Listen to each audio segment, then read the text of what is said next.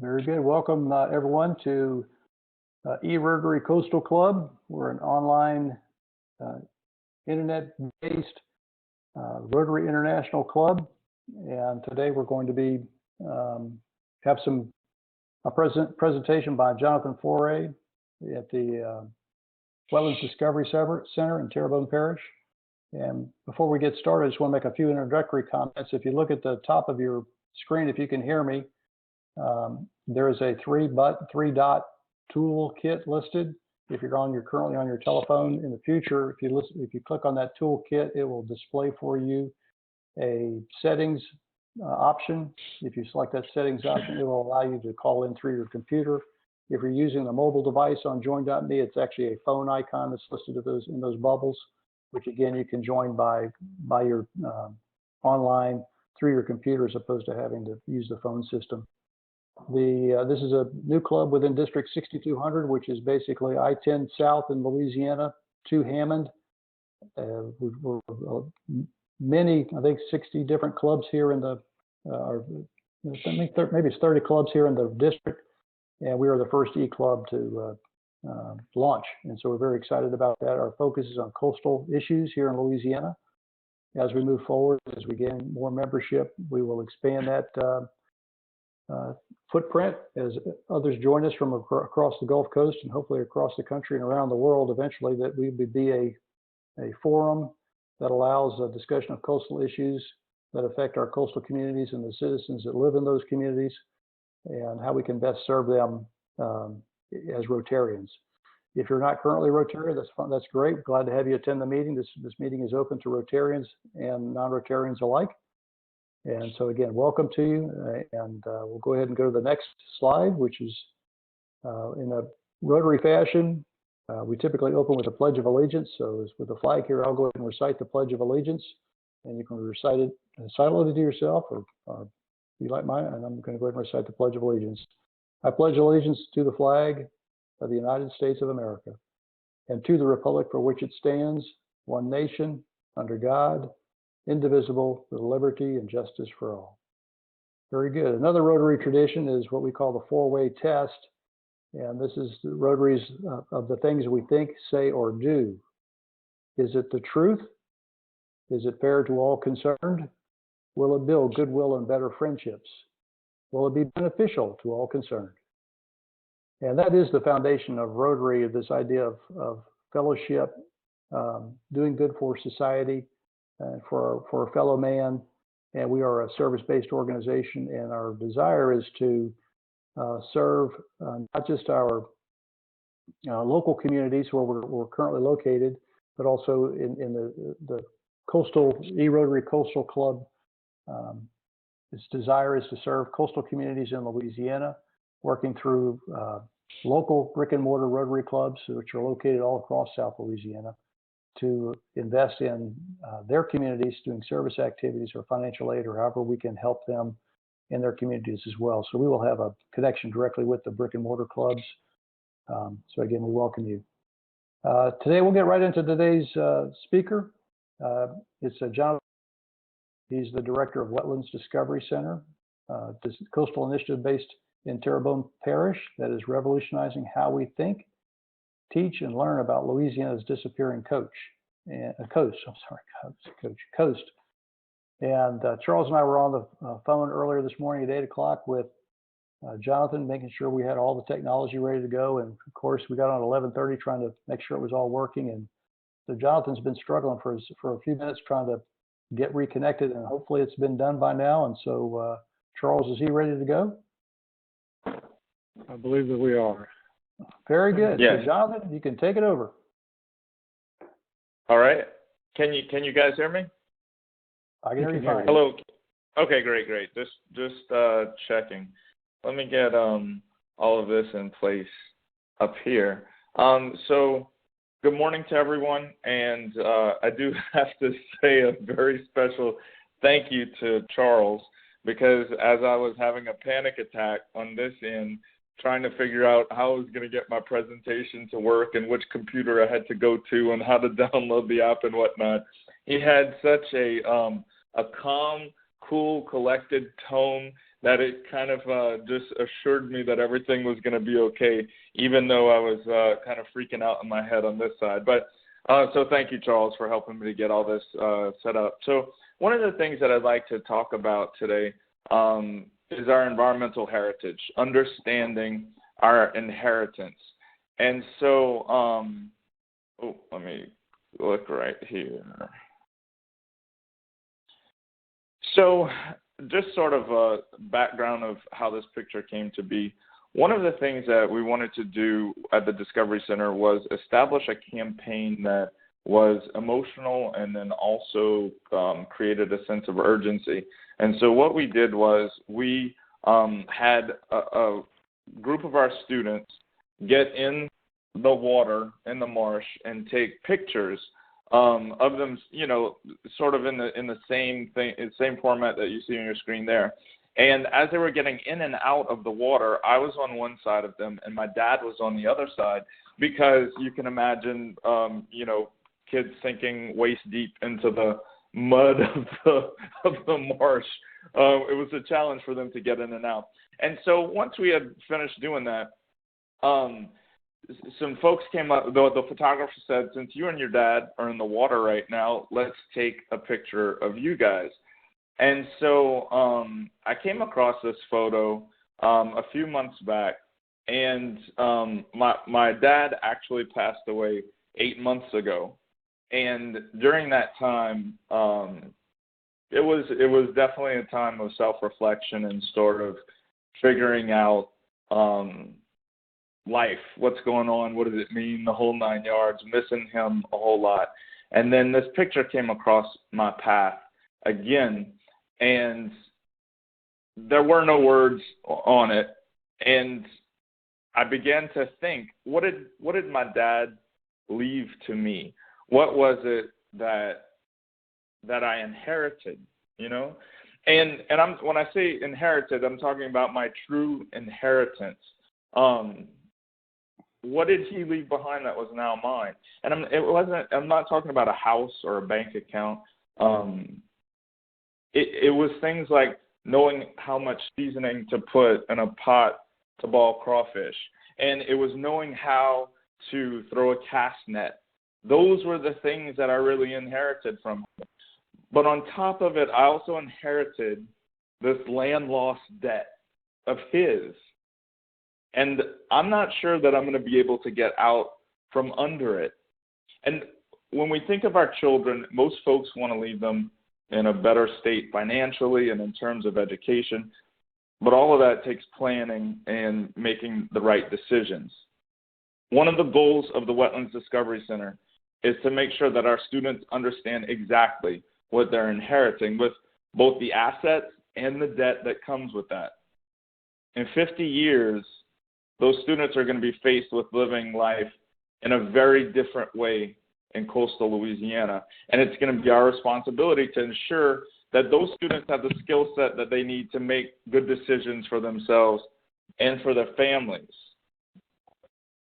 We've been working very hard to raise the money to build the Wetlands Discovery Center. So right now, our organization is housed in the Water Life Museum, which sort of fits our mission, but we're able to work out of this facility and do our programs out of this facility.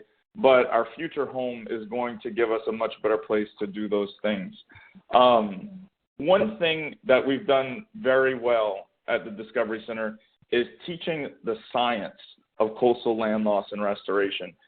But what we've realized is that we also need to focus on the politics of land loss and restoration.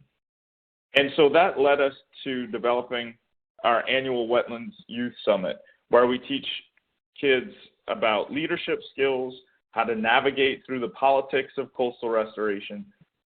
Our students attend public meetings throughout the year. They participate in making comments on the Coastal Master Plan, and they also present QIPRA projects. One of the projects that they presented received $5.2 million for planning and design.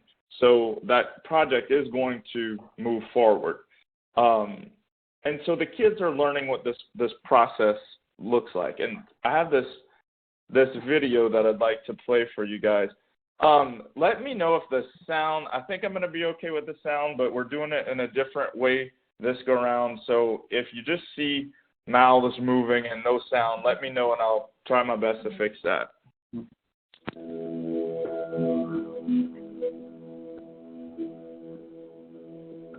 Hurricanes have always affected Louisiana. They've always affected southern Louisiana especially. But the land itself in the past, couple decades, that's what's changing, and that's what's causing this big problem. Our community is so greatly affected by hurricanes that it shows something about the kind of people that live down here. We stand up and we come back year after year, and we come back to the community that has literally just been destroyed. But whenever we flooded for the first time, I was really little. I was probably 8 or something. But I remember the whole neighborhood came together, and we fixed each other's houses. Our house is raised about 9-10 feet in the air, and if we wouldn't evacuate, the water would be up to our porch. It's the water rises so drastically. The winds are terrible. We've had the front of our porch ripped off. We've had our house flooded. That's the reason we raised it in the first place. I don't think people are doing enough to address climate change. There's people like me who really don't know what's going on. We don't know how to fix it, but we can stand up and say that, we want to see something done. If you want to get stuff done and you really want to change stuff, then it's about politics, and you have to get money for it. Through working with a local nonprofit, we're able to network out with a federal organization. We presented a project. It was called the Bayou du Large Ridge Restoration and Marsh Creation Project. We presented the Clipper people, and they're the ones to decide where the money gets allocated to do projects like this. And so we went and we presented it, and it was a big success. And it just shows you that, you could be a junior in high school, you could be a senior, or anything, and you don't have to know that much to actually make a difference.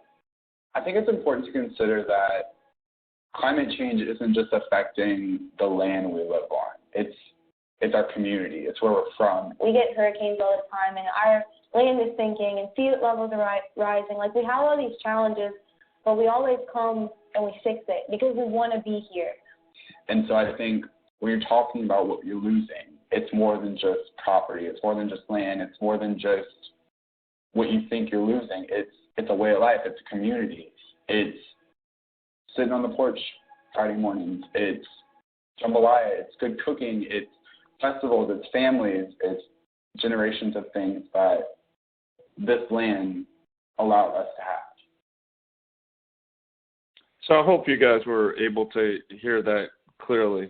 Those are some really wonderful students that we have the opportunity to work with who, during the Wetlands Youth Summit, when we did that program, came up to me and said, Mr. Jonathan, we want to do more than just going volunteering and planting marsh grass because it's going to take more efforts than just that. And so we figured that any citizen can present a Quipper project. And so we partnered with the EPA on one and NRCS on another project, and the kids were able to present that. They did a wonderful job, and we're able to follow those projects as they go through that funding pipeline. So some of the other programs we do, you see the Wetlands Youth Summit right there. We have our Vanishing Points project where the community identifies points of cultural interest that are important to them, and our students go out and document those areas. And I'll show you in a few minutes. I'll take you to that website and just kind of walk you through a little bit of how that works. We have the Mandalay Trail Adventure. We do summer camps, World Wetlands Day, lots of fun programs for the kids. And so we have to pay for all that. One of the ways that we do that is through grants from the Greater New Orleans Foundation, donations and whatnot, but we also do the Rougarou Fest. It started out as a Friday afternoon, and it's turned into a 2-day festival that has recognition nationwide. USA Today ranked us as one of the top 10 best costume parties. The Southeast Tourism Society ranked us as one of the top 20 events in the month of October, and most recently, the Louisiana Association of Fairs and Festivals ranked us as one of as the best new event of 2016. So we're really proud of that. It's taken a lot of work. I am a Lagniappe kid. I don't know if those of you on the call have ever heard or remembered Lagniappe on the Bayou, but it was a wonderful festival that the whole community came together, and they were very proud of their culture and heritage, and people from around the world came to this particular festival to celebrate who we are as a people. And we will never be able to reproduce Lagniappe on the Bayou, but I'm happy that Rougarou Fest is brought together in the same spirit that that Lagniappe was put together. It's got delicious food, great music, and one of the things that's come about from this is that the Rougarou, if you don't know, is the Cajun werewolf. So these were stories that we heard growing up as kids around here on the Bayou that, you know, if you had to get inside before it got dark or the Rougarou was going to get you, and we didn't know what that meant, but we just knew that we didn't want to be the ones that the Rougarou got. So I guess he was a story that our parents used to keep the kids in line, and it worked. But it's also a part of our folklore here. And so the Rougarou has sort of become our Smokey the Bear. You know, only you can save coastal Louisiana. And because if the Rougarou doesn't have a place to live, then neither do we, you know. So that event has really brought our community together. It's developed our volunteer base. It does raise the money that we need to for our operations, but then also for our capital campaign, because that facility that I showed you earlier, phase one is going to cost us $1.3 million. We did have capital outlay funds dedicated to that project that were in priority one, which means we had access to them, but they sort of put the brakes on that because the state budget is in such bad shape right now. So we're hoping that within the next year or so, the state budget gets a little bit better to where we can access those funds and move forward with that first phase. Another one of our events that we do is the Rougarou Ball, and this one's coming up on May 6th. This, again, is just a fun way for people to get together. We give an award to someone who has made great strides in coastal restoration and preservation. This year's theme is the Swamp Thing, and so we have Adrienne Barbeau, who's going to be coming as our celebrity guest, and she will help us to select the Rougarou Queen. It's a pageant, but it's not like any other pageant that you're seeing. We have artists that come together that make these beautiful visions for that event. I guess one of the things that I want to land on finally is this particular graph that this is in the Coastal Master Plan, and this particular one is for Terrebonne Parish, because in Terrebonne Parish we sort of have a unique situation where we're a bit far away from any source of sediment. The Atchafalaya is building some land sort of around the Morgan City area, and then you've got the Mississippi, you know, that is building land in certain areas where there are outlets. But we are sort of far from any kind of sediment pipeline to be able to get to us.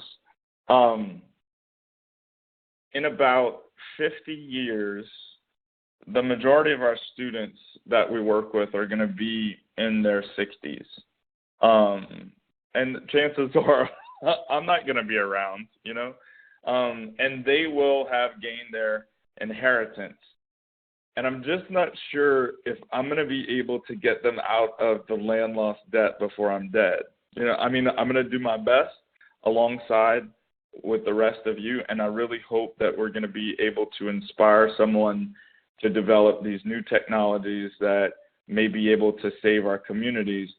But hope is not a plan, you know, and until those technologies exist, we really do need to plan for the worst. You know, we've already seen a lot of attrition take place in the communities in southern Terrebonne Parish. I mean, we've got 2 elementary schools that have closed because there are no children to attend school, or so few children to attend school in that area. It's cheaper to bus those students to an elementary school north of where they went to school. So families are leaving from that area. And the one thing that I can say that gives me courage is that the students that I work with are very optimistic. You know, I show them images like the one on your screen right now, and this shows that there is, like, we never get to net zero land loss. We never get to a point where we're going to create more land than we're losing. Even with the plan, the $50 billion plan for Terrebonne Parish, we're still losing a whole lot of land that's going to change the way that our people live in this particular area. I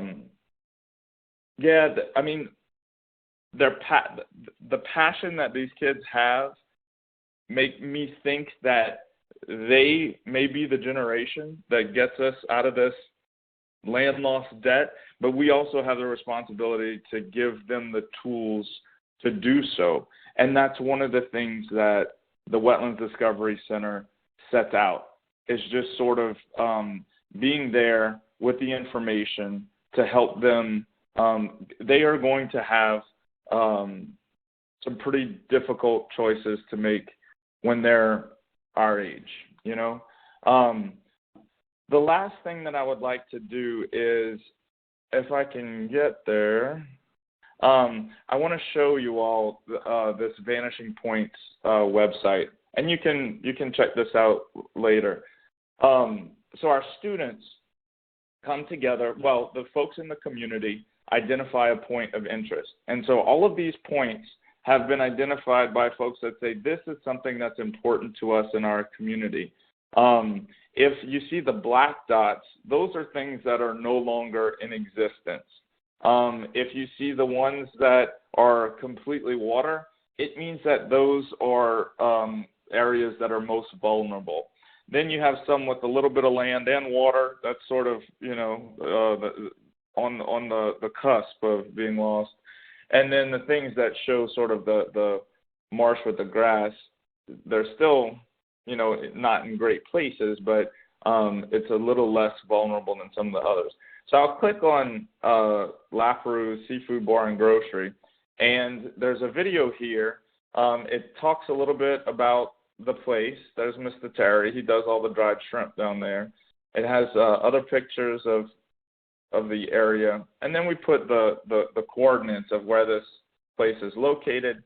Shows the ground elevation, which is a foot below sea level. The advisory base flood elevation level, which is 14 feet.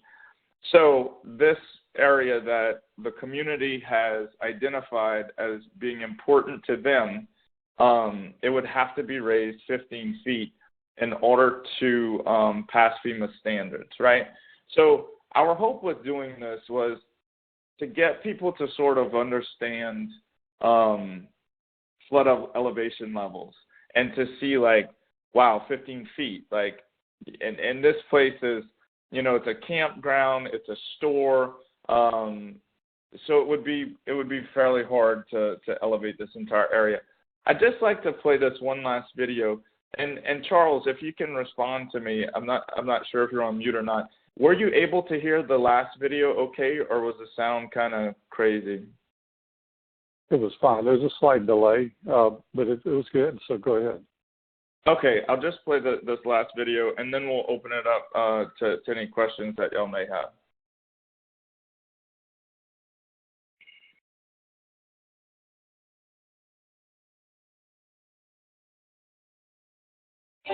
I've been here 80 years, all my life. Daddy up for Chess and up for Gus at first.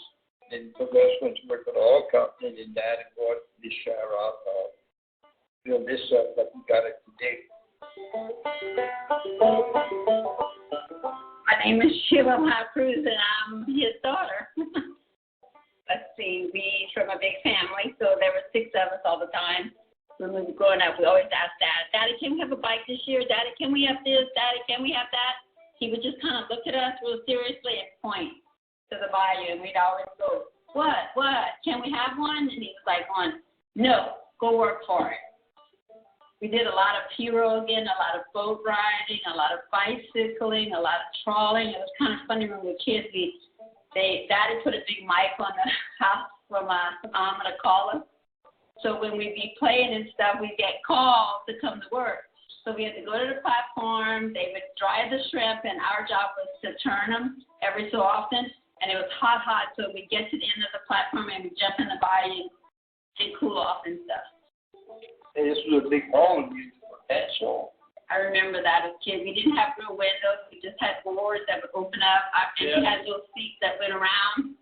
And then growing up, I never knew why things were called the Fado-Do. And then I found out because they would actually bring the kids to the dances, the parents would, and they put them on the little benches and say, now, Fado-Do, go to sleep. And then they dance while the kids all slept along the same base for the parents. The shrimp's been getting dry for years and years and years and years. Oh, yeah, for the 1800s. They walk on the strip with some sacks on their feet and break them up, then they have to pick them, finish feeding by hand. They said good old days, though. That wasn't a good old days. That's that part of it. Everything by hand and catch them in the canal right by the fly net. They're fresh. They come out of the water, weigh them, then ball them, put them in the dryers. You have dryers, but you still have to turn them every hour. You can't leave them just sit there. They have to be turned to get them dry. And then they got to sit here and clean them out like we used to do. So that's more labor. I was able to go back to 2004 and check out the quantity of shrimp that we purchased, and every year the quantity has been cut in half. Last 2 years, I lost 65% of my income on the shrimping because the current's not as strong, and it's going out to Dulac over there. Most all of the old people are gone. We got maybe around here, they might have like maybe 18 people in this down here now. So we had a bunch of people. I just feel heartbroken when I look at everything's gone. The land's gone, the trees are gone, everything is gone. It's just kind of sad. Daddy owns the canal, and he tries to set rules to keep it preserved, to keep it like it is. The canal, when I was a young boy, could dive and come back up on the other side of the canal. So narrow it was. It'd be a challenge to see what they got there. The way it's going right now, it's washing away much faster. I'm hoping that we get to keep the store alive and working, because people really like to come here. And then you look at our house next door, it's like we used to park our cars under, and we used to climb on a chair to wash the car. We had to wash cars too. So we'd wash our big station wagon, and now you can't even park the car any there. So you're kind of wondering what's going on. Everything's just going away.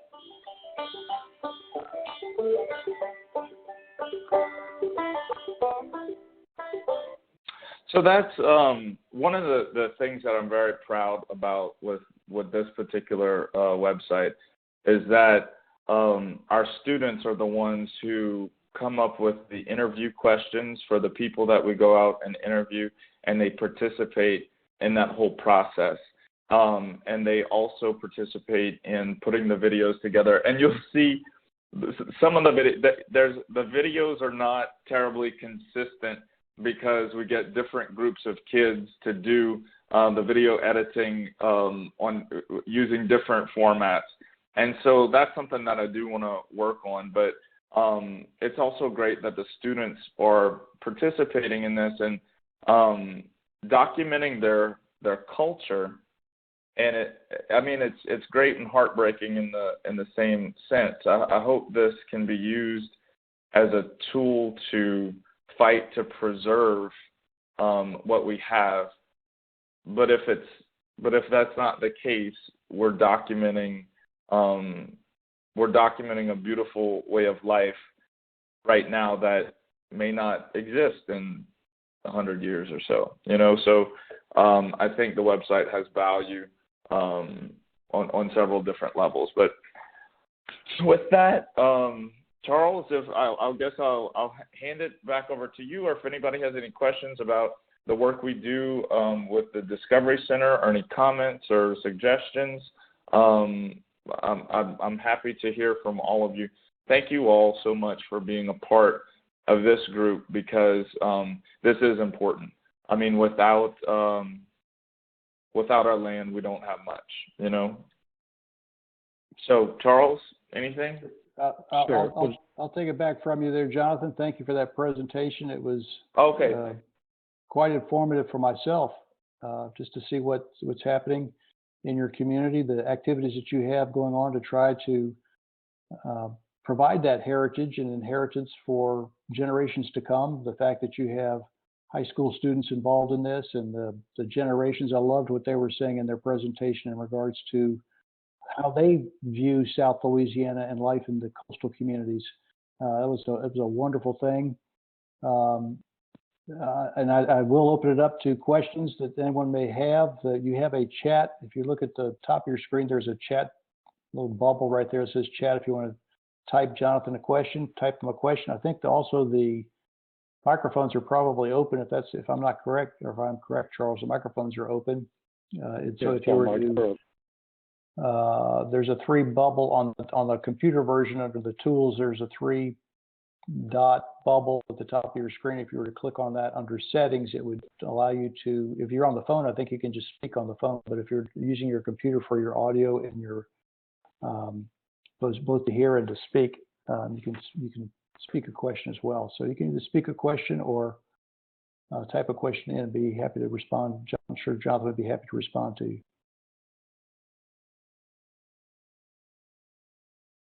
Jonathan, this is Charles. I have a question. I too grew up on a bayou, and in fact, I'm calling in from beautiful Bayou de Large, of all places. Actually, literally looking at the bayou as it goes by, which is a testament to technology doing good things. But I sometimes wonder, my generation, we grew up with all this abundance, and I wonder, is there hope for us, or do we have to wait until the next generation? Because I still feel that sometimes we still, even as we pass by the vanishing coast and marshes, that we still, I don't know, we really don't see it as much. It troubles me to go out. You talk to Farragut Canal. When I go out on Farragut Canal, it just breaks my heart sometimes to see, from what it used to be. But anyway, I'm encouraged that you've got this rising generation. But have you had any success in sort of, gathering the hearts and minds of more people than just you? I say yes. I think that the majority of our people here, for sure, know that it's a problem. I don't think they know what to do to fix it.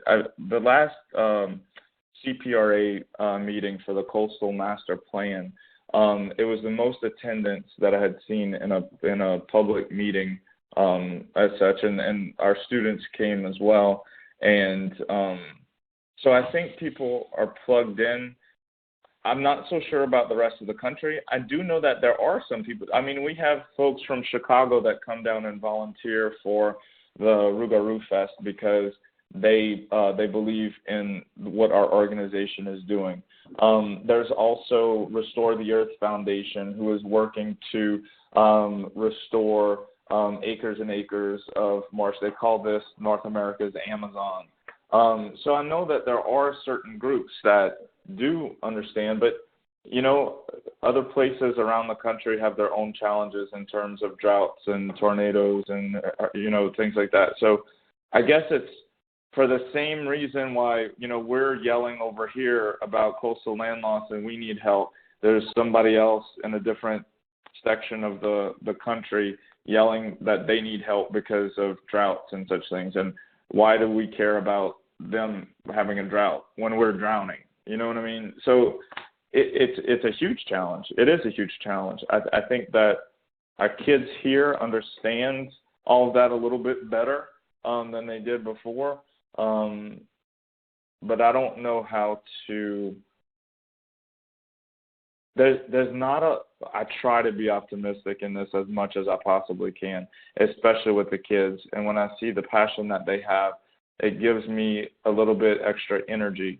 But when you read through the documents that we see with the Coastal Master Plan and future sea level projections and things like that. Like, it's really hard. And to be honest with you, and I you know, I don't want to sound all doom and gloom, but like, we'll have to find some innovative technology that may help us to continue to live here.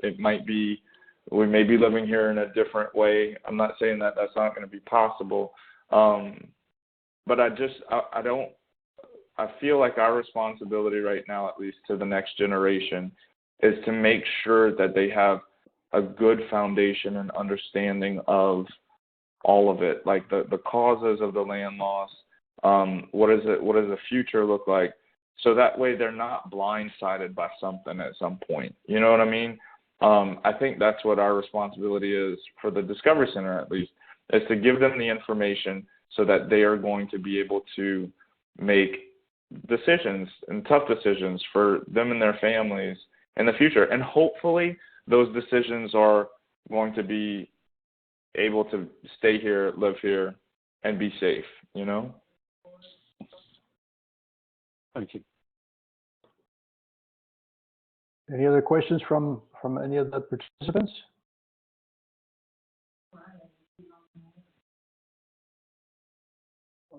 Very good. We don't have any other participants. If you're a Rotarian with us, you can. Well, actually, Charles has got the. If you would like to become a Rotarian, we have an application page on our website. It says apply now. We'd love to have you consider to be a member of the eRotary Coastal Club.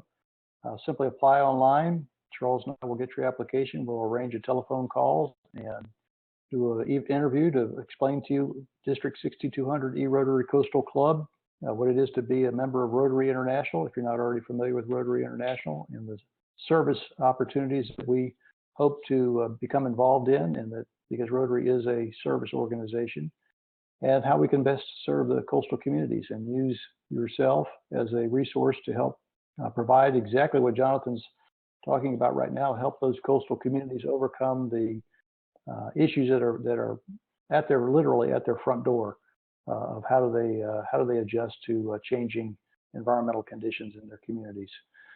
And then also we have, if you're a visiting Rotarian, we have an attendance certificate. If you would go to the meeting page that's on the website, we're on the eMeet today, and you were to click on that page where you would see Jonathan's picture and a brief summary of the presentation. At the bottom of that page, you'll see a attendance certificate link. Just click on the attendance certificate, fill out your first, last name, email address, and the topic that you listened to, and you'll be auto-generated an email of that certificate to present to your sergeant at arms back at your Rotary Club, and get the credit for attendance to this meeting. And with that, if no one has anything else, Charles, I'll let you go ahead and tie this thing together, and we'll be done. Once again, thank you for everybody for your time and interest. Jonathan, thank you so much for participating. And we, as Rotarians, we're known for making a tangible difference in the communities that we serve. Rotary is a global organization, so we consider the communities we serve to be global. And but more especially beginning in South Louisiana, where we all make our homes. All right, thank you all for joining us. We'll do this again on we're not meeting next Thursday, but the following Thursday we'll meet again. Please look for your emails for another compelling speaker. And again, thank you all for joining us. Thank you very much. Y'all have yourselves a fantastic rest of the afternoon. Thank you.